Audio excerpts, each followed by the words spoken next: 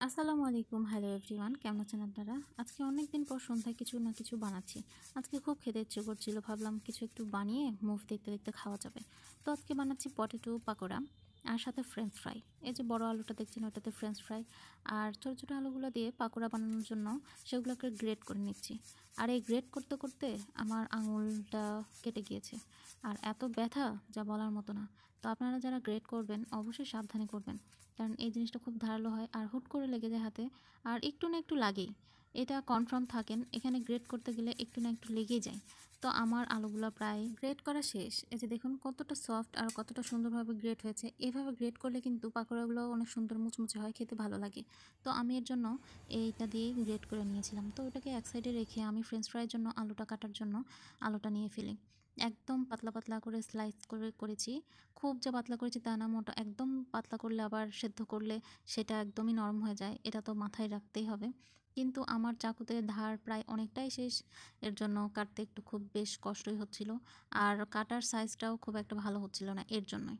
তো তারপরেও যা পেরেছি কাটার চেষ্টা করেছি। বেশ কিছুদিন আগে আসলে সন্ধ্যায় কিছু না কিছু আমাকে বানাতেই হতো আর খেতেই হতো, কিন্তু ইদানিং কেন জানি বানাতে ইচ্ছে করে না, খেতে ইচ্ছে করে না। তো মাঝখানে প্রায় অনেক দিন, বলা যায় প্রায় 2-3 মাস আমি আসলে সন্ধ্যায় কিছু বানাইও না, খাইও না।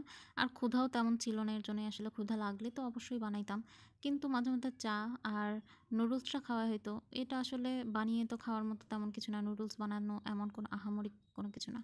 তারপরে আমি সব কিছু ধুয়ে এই যে গ্রেট করে রাখা আলুটাকে প্রসেস করার জন্য ওখানে মরিচ দিচ্ছি। আমি কিন্তু অনেক ঝাল খেতে পারি। আপনারা যদি আমার ভিডিওগুলো সবসময় দেখে থাকেন তাহলে অবশ্যই এটা জানবেন যে আমি ঝাল কতটা খাই। তো এর জন্য আমি এখানে 3-4টা তো ঝাল দিয়েছি, আর আমার খুব ঝাল ঝালই খেতে ইচ্ছে করছিলো, এর জন্য আসলে আমি ঝালটাকে মেইন হিসেবে রেখেছি। আবার এর সাথে কিছু শুকনা মরিচও দিয়েছি। এই যে প্রথমে দিয়ে দিলাম পেঁয়াজ। পেঁয়াজ কুচিটা করা ছিল, আমার দুপুরে রান্নার সময় করে রেখেছিলাম। তারপরে পেঁয়াজ কুচি দেওয়ার পর এর সাথে দিয়ে দিয়েছি একটু হলুদ গুঁড়া। তারপরে এর সাথে দিয়ে দিব এখন একটু জিরা গুঁড়া। আসলে এগুলো ফ্লেভারফুল মশলা দিলে ভালো লাগে। তারপরে এই যে দেখুন শুকনো মরিচের যে গুঁড়াটা সেটা দিয়েছি। তারপর 1 চামচ লবণ দিয়ে দিলাম। দিয়ে ওইটাকে কিছুক্ষণ রেখে দিয়েছিলাম। আর এইদিকে আমি ফ্রেঞ্চ ফ্রাইয়ের জন্য আলুটাকে জালে বসিয়ে দিয়েছি। তার কারণে এটা একটু সেদ্ধ না, এটা জাস্ট একটু আঁচে রাখার প্রসেসটা করতে হয় আর কি।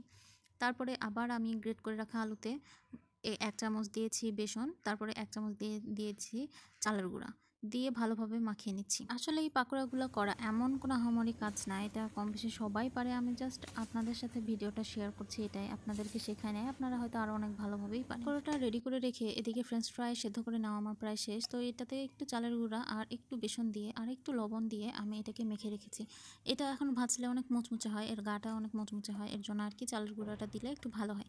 রেস্টুরেন্টে কিন্তু চালের গুঁড়া না অন্য কোনো কিছুই দেয় না, ওরা জাস্ট আলুটাকে ভেজে নেয়। কিন্তু এটা আপনাদের স্বাদ মতো আসলে রান্না করে খাওয়ার মতো একটা জিনিস, বাসায় বানাইতে গেলে যা হয় আর কি। এই তো আমি 1টা 2টা করে ফ্রেঞ্চ ফ্রাইগুলো সবগুলো এক এক করে দিয়ে দিচ্ছিলাম।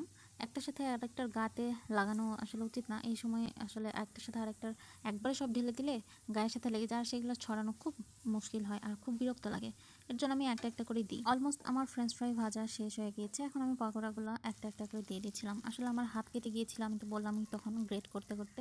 তো কী করব, আমি এখন চামচ দিয়ে আমাকে দিতে হচ্ছে, আমার কিছু করার নাই। এর জন্য আসলে পাকোড়াগুলো একটু বড় বড় হয়েছে আর ছড়িয়ে ছড়িয়ে যাচ্ছিল। আসলে এটাও কিছু করার নাই, কিন্তু খেতে ইচ্ছে করেছে এর জন্য আসলে করছি। কিন্তু খেতে কিন্তু মজা হয়েছিল, মচমচে হয়েছিল, আপনারা যেভাবেই করেন না কেন। এই যে দেখুন কতটা ক্রিস্পি আর ইয়ামি লাগছে দেখতে। আপনারাও কিন্তু খেতে পারেন এভাবে, জাস্ট খুবই অল্প উপকরণ দিয়ে করা হয় আর বাসায় যে যা থাকে সেগুলো দিয়েই করা হয়। এই যে দেখুন ফাইনাল লুক কতটা ইয়ামি লাগছে আর কতটা মজা লাগছে না দেখতে। ছোটোখাটো সিম্পল রান্নাগুলোই আসলে আমার ভিডিও করতে ভালো লাগে, আপনাদের সাথে শেয়ার করতে ভালো লাগে, এই জন্য করেছি। তো আজকের ভিডিও এইটুকুই ছিল, ভালো থাকবেন সবাই, আল্লাহ হাফেজ সবাইকে, থ্যাংক ইউ ফর ওয়াচিং। কেমন লাগলো অবশ্যই জানাবেন কিন্তু।